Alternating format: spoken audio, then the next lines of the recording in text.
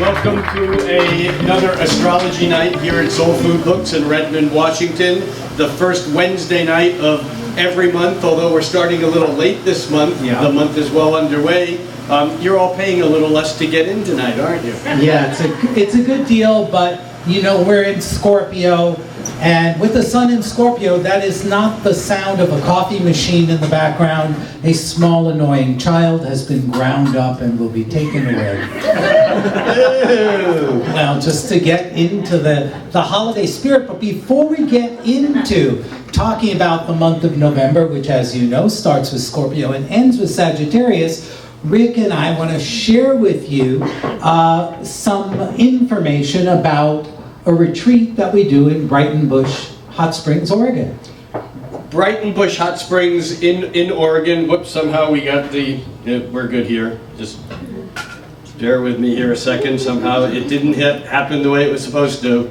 All right, that will be edited out. That and my cruel remarks about the child will not be heard outside this room. Here we go again. Welcome to Astrology Night, the first Wednesday night of every month here at Soul Food Books, Soul Food Coffee House in Redmond, Washington. I'm Rick Levine and I'm Jeff Jower, and we are going to talk about the astrological activity for the month of November, which starts with the intensity of Halloween-driven Scorpio and ends in the foolishness, fun, and philosophy of Sagittarius. Of Thanksgiving, even. That's right. But before we get to that, Rick and I are doing our 9th annual retreat, the Forecast 2015 retreat at Breitenbush Hot Springs in Oregon. And Rick has created a little PowerPoint to tell you about what we're doing and what an amazing place it is. Well, Breitenbush Hot Springs is in the old-growth forest up in the hills outside of Salem, Oregon. And this will be the 9th annual New Year's Astrology Conference that Jeff and I are doing this year, 2015, or actually next year, I guess 2015. It will be January 9th through the 11th. And it's just a Friday, Saturday, Sunday, and it's kind of the same energy as what we have here at Soul Food Coffee House. On Friday night, we get together, the whole group, and we talk about 2015. We look at the outer planets and what they're going to be doing throughout the whole year rather than just the month ahead. And we look at the major planetary cycles and we try to ground that in a larger perspective. This is the cosmic weather, that which affects all of us. Then on Saturday and Sunday, we go through the charts of each of the participants. And we look for in each chart, we look at the major natal aspects and then the significant transits of 2015. And this turns out to be the environment of the weekend where everyone in the workshop gets to know everyone else, and every chart is done as a teaching moment or teaching tool, so we all get the perspective of each other's charts. This is the beautiful main lodge at Breitenbush. You know, for those of us living in the Northwest, if you've never been to Breitenbush, I really encourage you to go. It's an intentional community, it's off the grid, it's a natural wonder and a spiritual charge for the soul. And often in January, I think I figured out the other night that 5 out of 8 years that we've done this before, there has been snow on the ground. Not always, but it's a very wonderful and magical place. This is the cabins. There's about 40 cabins that sleep 2 to 5 people, and just a short walk to the main lodge. The hot tubs, of course, are legendary. There are natural hot tubs and tiled hot tubs, both. And the entire ground is really fantastic. It's a pretty good deal, too. The cost is actually $140 if you register by December 15th. And in fact, they usually do fill up, so if you're considering going, space is limited. And then the lodging and food together, depending upon what you choose for accommodations, is roughly $70 to $100 a night. And that includes 3 meals a day and all the amenities of the place.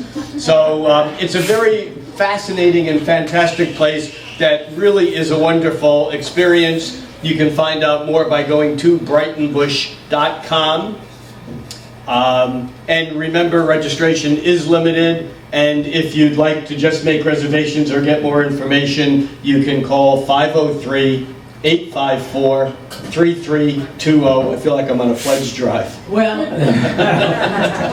so again, if you can join us, that'd be great. If you can't, go visit Breitenbush sometime. Thank you for doing that presentation, Rick. And this is a real good example of Scorpio. The free ride is over, guys. It's quid pro quo. You want something from us? You got to give us something back, like your attention to our commercial. So thanks for doing that. So now we move into November for real, the astrology of November, the overview, the weather that affects all of us, whether we like wet weather or not. Yeah, and we begin, today is the 5th. Tomorrow we have a full moon. And it is not an eclipse. We're out of the eclipse season for a while. And as we say here every month, a full moon is a time when the moon opposes the sun, and we deal with the crisis of opposition. The crisis, which by the way is also an opportunity to make a breakthrough and a discovery, is between the sun in Scorpio, the sign of measuring resources, of limited resources, and the moon in Taurus, which doesn't even know how to count yet. Taurus is the Garden of Eden. It knows how to count. 1 to 1, that's right. So Taurus is just being fat, dumb, and happy. That's my sign, that's why I'm allowed to say it. And Scorpio is lean, mean, and hungry. And what they're about are resources. Taurus is, I got my stuff, I'm happy. Scorpio is about the exchange of stuff, what it costs, what it requires. So resource issues like money and self-worth are really highlighted by tomorrow's full moon. You know, you always say the Taurus, fat, dumb, and happy line, but you're like only 1 out of 3 of those. I'm not going to say which one it is. No, the Scorpio part, it'll be, yeah, that'll be a test. We often look at full moons or new moons, and we gauge, aside from the fact that all Taurus full moons are a tension between the simplicity of Taurus and the complexity of Scorpio, we look at what angles or aspects the moon is making before and after the actual full moon to get a flavor or a sense of what the full moon is. And this has a couple of things that really fit into the flavor of the month. And one of the things that we need to talk about is the fact that the Sun and Venus are fairly close together, just 3 degrees apart.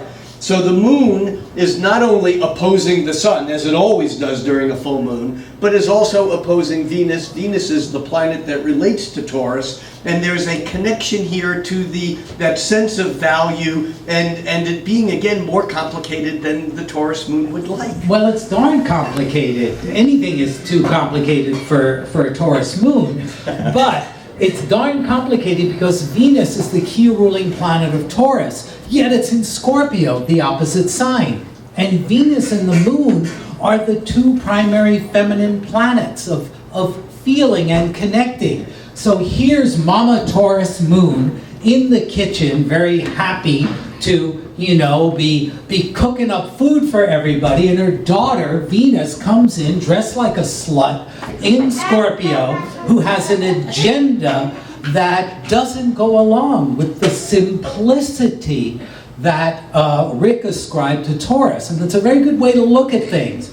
We want things to be emotionally simple, clear, matter of fact, and yet this full moon is about, no, there's many levels of complexity in relationships of all kinds. The second level of complexity comes from the fact, although this is after the fact, the moon has just made harmonious trines to a very inharmonious pair of planets. That would be a trine to Mars and to Pluto, and this becomes a piece of what the month is. We'll be talking about this as Mars approaches its conjunction to Pluto, but this full moon pulls in that energy a bit too. And although Mars and Pluto are difficult energies because they both have agendas, if you will, the fact that it's a trine, even though it's after the fact, I think helps us work with this complexity of energies. Right, the trine is a harmonious aspect that says the planets get along and work well together.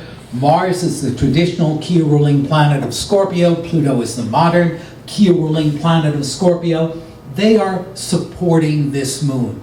You know what I think the deal is here? This is really juicy. This can be a very rewarding month if you're willing to do the work to get there.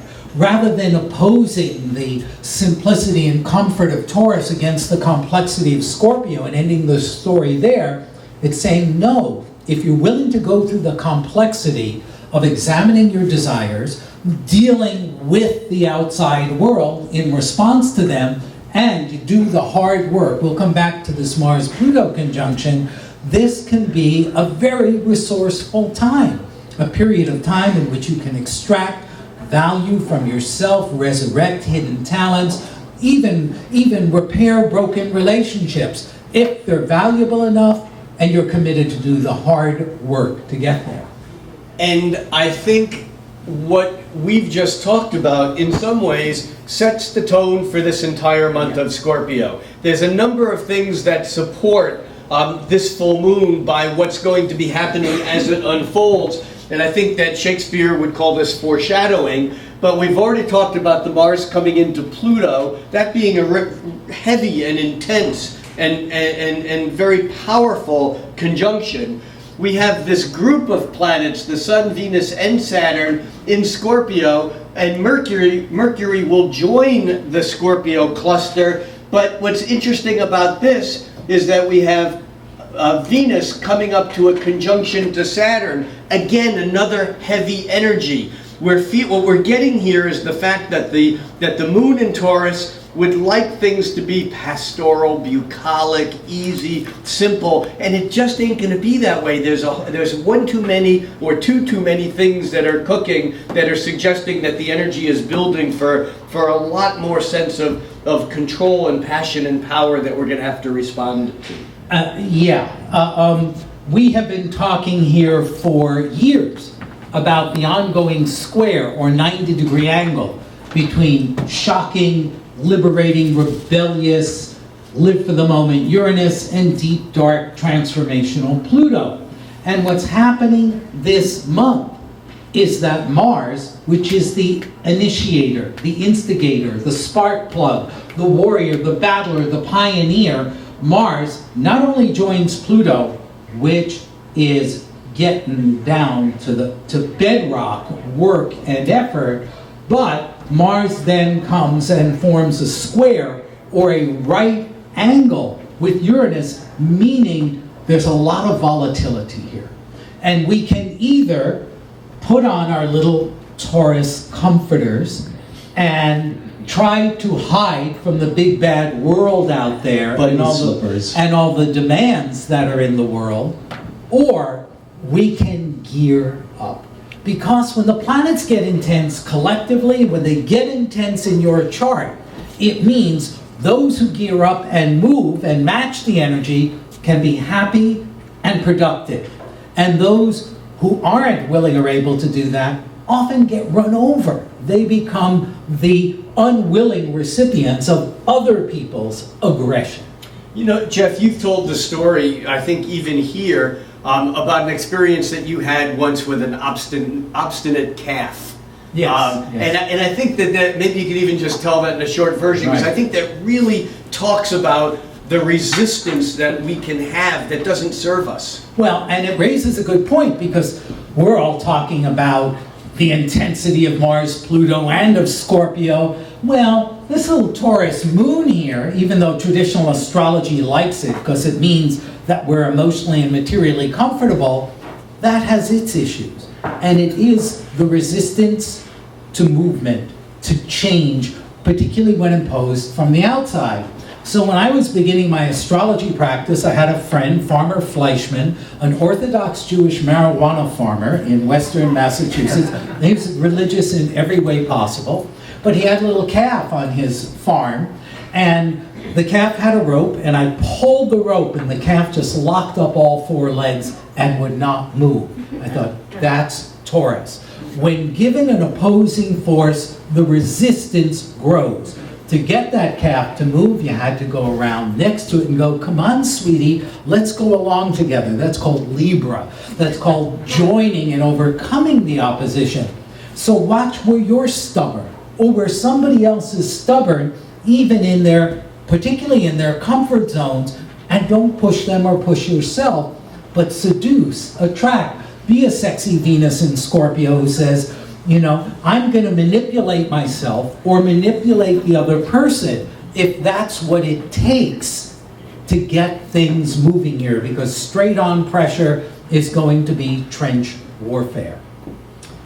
So this is just the beginning, because Mars has a lot on its agenda this month. Well, it does, and you know that Mars agenda, and I think you said this earlier, you know, that Mars, the warrior planet, and Pluto, the planet of passion and and emotional intensity, these two planets are the planets that do the bidding of Scorpio. Then we have the Sun in Scorpio, Venus in Scorpio, Saturn in Scorpio, and we have Mercury that moves into Scorpio on the 8th. Which then puts 4 planets clustered. Well, they're not clustered tightly together, but they're all in Scorpio at a time when Mars is inching closer and closer to its biannual or biennial? Biannual, every other year. It's every other year alignment with Pluto, and in ancient astrology, Mars is considered to be a malefic.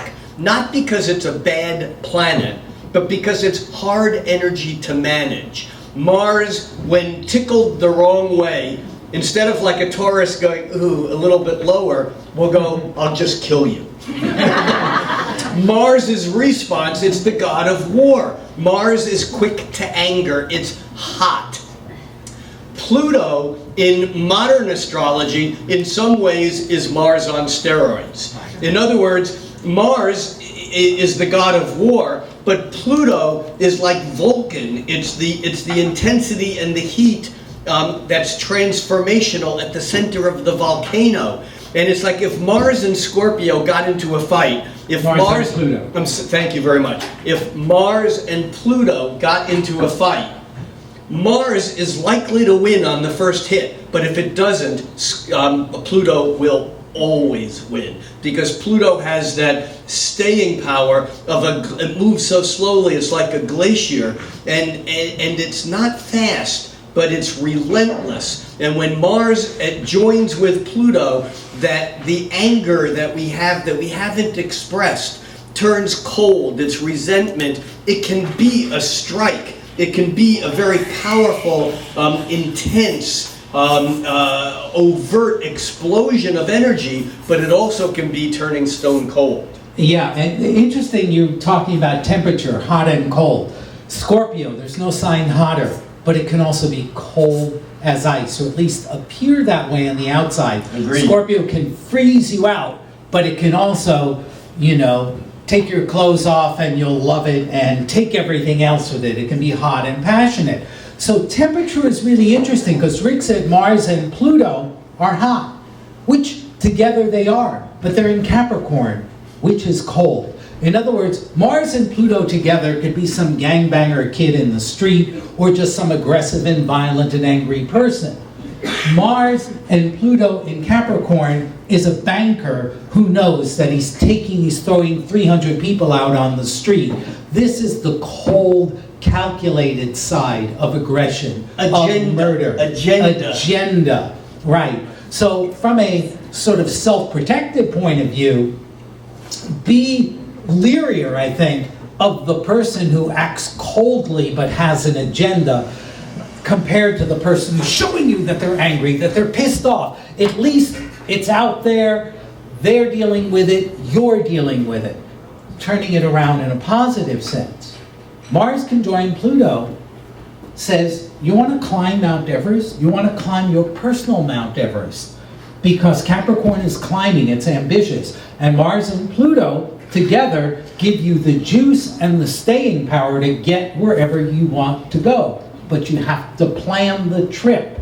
if you're willing to plan, whether it's a hard discussion with your partner, whether it is a professional move, whether it's changing your body, there's an enormous capacity to move in that direction, but it takes a high level of commitment.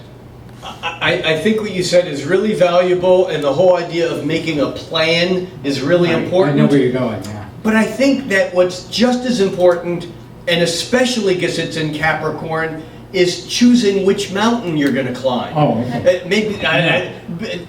In other words, Yeah. in other words, there's a calculating aspect to Mars and Pluto, and it certainly is an agenda.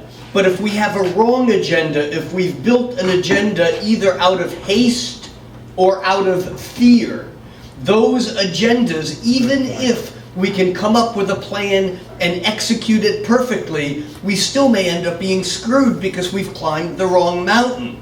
And so I think here we really have to be careful, cautious. This is Capricorn's strength, is knowing. Made the very important point that whatever you're going after, choose it carefully.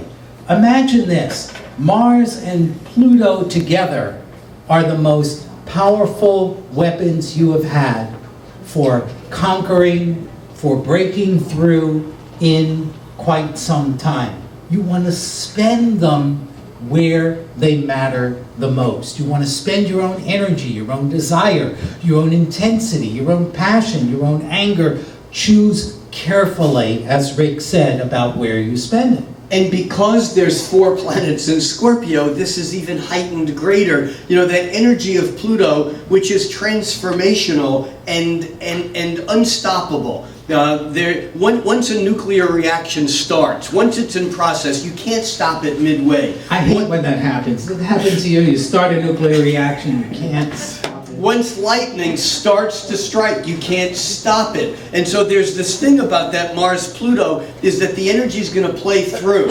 And yet there's also a very strong survival aspect about this, and that's where the fear comes in. This is why we need to be careful that we're acting for the highest good rather than acting out of some old fear that has to do with something that we end up taking out an entire nation or village or someone we really care about when we're really just pissed that their collar is crooked. Yeah, this doesn't look good from a geopolitical sense, but what month ever looks good from a geopolitical sense?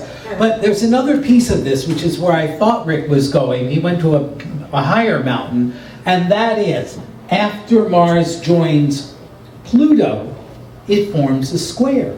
It forms a hard right angle to Uranus, the planet of surprise. So Mars is focused in Capricorn, Pluto is focused in Capricorn, and yet we're likely to be sideswiped by unexpected events. So, in your plan, have a contingency plan. Mm-hmm. That has to be built in. Operate as if you were an emergency worker, in which you're ready to take on the toughest thing. The difference is you're choosing what you're going to take on, but there's a reasonable likelihood that something is going to switch gears at a time when you least expect it. And remember, we've been talking, as Jeff noted earlier, for years about the ongoing square between erratic, revolutionary, unexpected Uranus and powerful transformation and unrelenting Pluto. Well, this Mars moving through Capricorn, lining up with Pluto, and then squaring Uranus just a few days later, even though this aspect isn't exact right now, it's occurred from Earth's point of view 6 times already. The 7th and final time will happen next March, but in mid-November, when Mars makes this translation of energy from Pluto to Uranus, it's like that aspect is exact again, especially with all those planets in Scorpio intensifying the scorpionic energy. Let's move this up to another level of application, and that's consciousness. That's personal growth and awareness. And what Mars conjoined Pluto in Capricorn, square liberating Uranus, is about, on one level, is freedom through discipline. Uranus is the principle of freedom. It's in a sign that loves freedom, Aries. Right. And Pluto, which is the deepest fuel cell out there at the end of our solar system in Capricorn, particularly when Mars joins it, is discipline.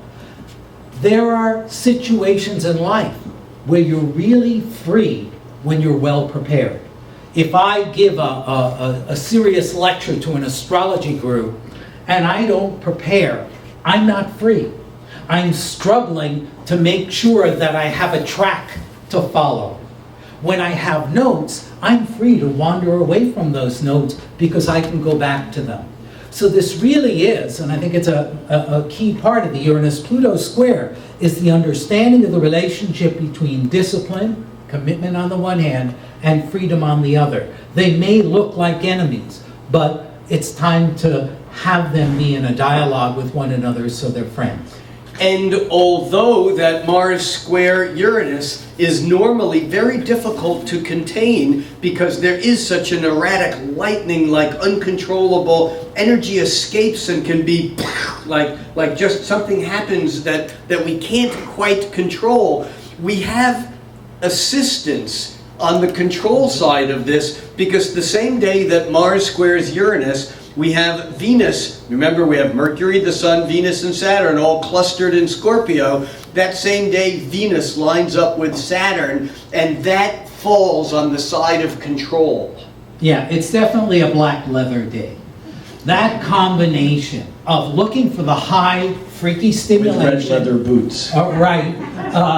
Of Mars square Uranus, which is really about freedom or breaking the bonds. Saturn conjoined Venus alone is about bonds, and in Scorpio, they're even more intense. This is about as complex combination as we can get with relationships, because Venus and Mars are the lovers. Venus is what we want to attract, what we love, what we like. Mars is how we get things done. And they are in such contrasting places, where Venus in Scorpio can be, all I want to do here is sit quietly, not say a word, and let's look at each other for the next 12 hours. And Mars square Uranus wants to, let's run around out, so let's get on motorcycles and ride them up the side of the mountain. There's an enormous contrast between wild and free and tight and controlled. And again, as part of the ongoing theme of the month, I think one of the dangers here is to repress that desire to strike with the lightning, the Mars-Uranus, and instead go for the Capricorn control, the Saturn-Venus control, the holding it in. And I'm not suggesting that we should just go out and blatantly do whatever we want, but I think we can err here easily by overreacting and by pulling in and going hard, stone cold, and not expressing. Yeah, there's a very easy way to get a sense of whether you're on the right track with these energies or not. And this is useful lots of other times, but especially clear this month. If you're battling with external authorities, that's your problem. Mars-Uranus wants to say screw you to the rule and to the laws, and a Venus-Saturn conjunction in Scorpio could, to an independent type, to someone who's had enough of their boss, enough of their daily routine, feel so repressive that it can lead to extremely rebellious action.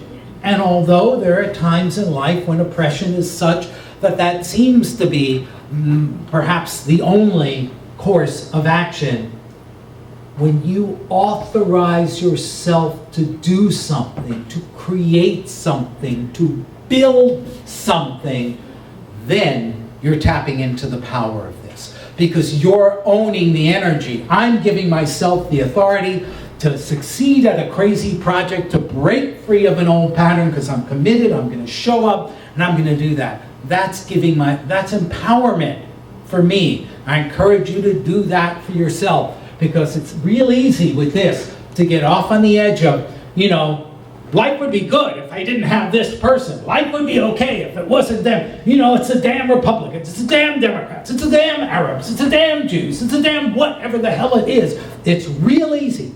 Take a lot of stuff that isn't working in life, put it on your stove of prejudice, cook it up, and throw that crap at somebody else. And you know what you get then. Projection. What's that? Projection. Totally. You get a mess, you just add to the mess. So as if that wasn't enough, and let's just review here for a second, we have the Mars-Pluto conjunction on November 10th. We have the Mars square Uranus on the 12th. Difficulties. As astrologers, we can blame this on Mercury retrograde. Except Mercury isn't retrograde. That's right. But Mercury was retrograde, and it will be retrograde again. So, Screw Mercury. so quick review. Mars conjuncts Pluto on November 10th. Mars squares Uranus on November 12th. That in itself is very powerful. On the 12th, we also have the serious side, the isolating Venus conjuncting Saturn. In the middle of that, on the 11th, Mercury, which has moved into Scorpio, forms a harmonious trine with Neptune, which introduces the poet or the artist or the dreamer into this mix, which I think can really help. It can help if we're aware of it, but it also can be an escape. Right. The escape is the illusion. Bullshitting ourselves and bullshitting others. But the positive side of intellectual Mercury in a harmonious alignment with magical, spiritual, poetic Neptune is to soften the hard edges of our minds. I mean, it's very interesting. We could feel broke and unloved with a Saturn-Venus conjunction in Scorpio and pissed off and ready to knock down the nearest symbol of authority in the area, but the Mercury trine Neptune says, maybe she's not so tough. Maybe he's not such a bad guy. That the poetry is really about using the mind to make connections, to see larger patterns of spirit and of energy and meaning that go beyond the rough edges of Mars, Uranus, and Venus, Saturn. So, look, I don't think you can make things harder. There is hope this month, a lot of hope, and in fact, we're moving towards Sagittarius, the sign of hope. But we do have on the 9th, we had Venus square Jupiter, which is kind of an overindulgence, an escape valve, if you will. That's on the 9th, just as this other stuff is still building. But then we have the Sun that moves into a square with Jupiter, and that's on the, what'd you say, on the 13th. And here we have the sense of the possibilities of what can occur. We can take it too far, because with Jupiter it's always easy to take it too far. But I think in some ways this can be a break in that heavy energy. It gives us somewhere to move it, even if we take it too far too quick. Yeah, and the energy is beginning to shift. Yes. Around the middle of the month. Neptune, the planet of spirituality, turns direct or begins regaining forward movement on the 15th, which means its idealism in principle may be more easily expressed.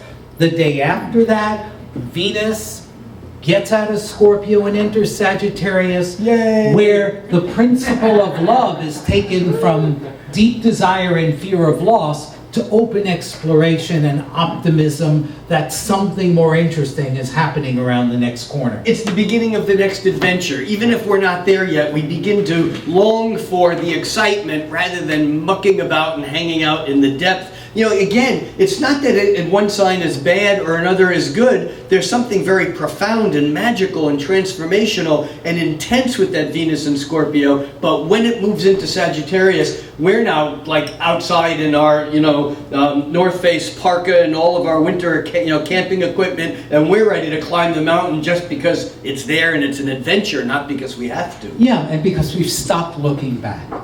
Scorpio looks down, in, and back. Sagittarius looks up and out. Now, the Sun does join Saturn in Scorpio on the 18th of the month. That's like the last sort of big lump in the oatmeal. That, that bit of seriousness, that sense of having to swallow something that doesn't necessarily go down so easily. But, as with every astrological pattern, depends what you bring to it.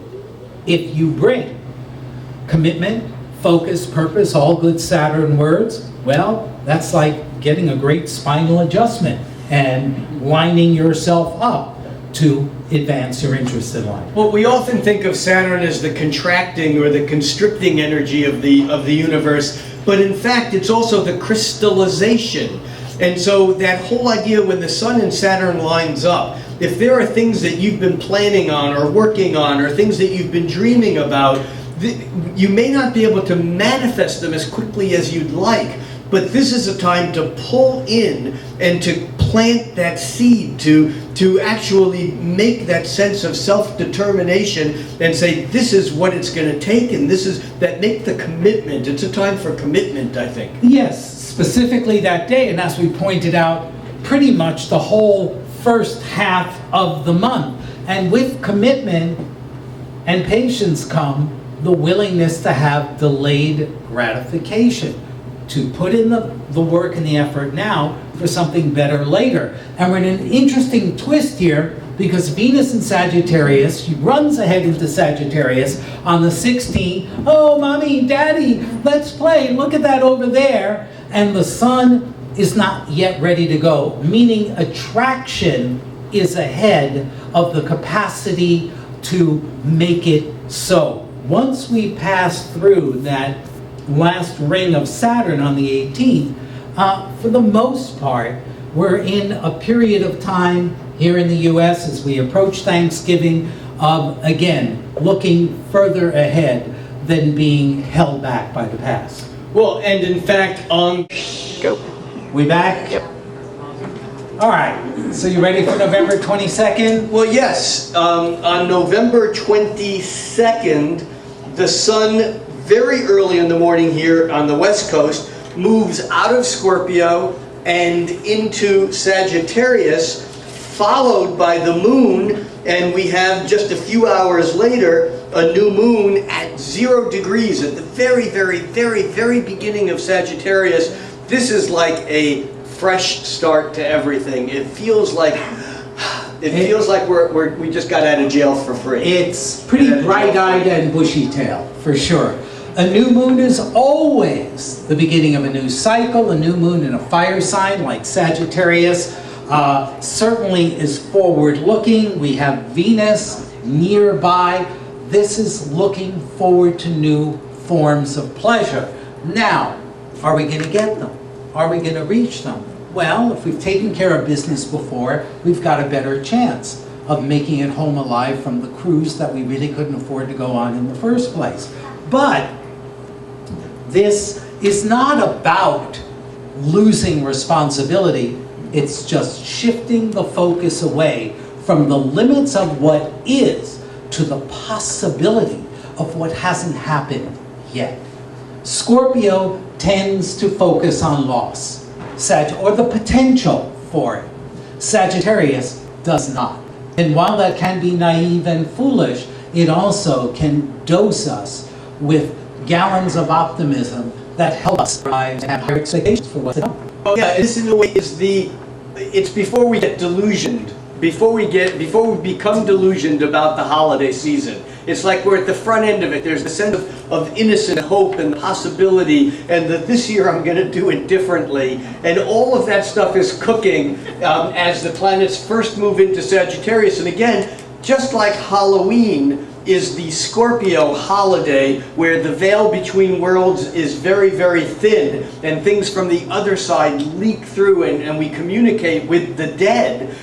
The holiday of Sagittarius is Thanksgiving. It's the first Thursday, or Thor's Day, which is Jupiter in the Norwegian, in the Norse gods.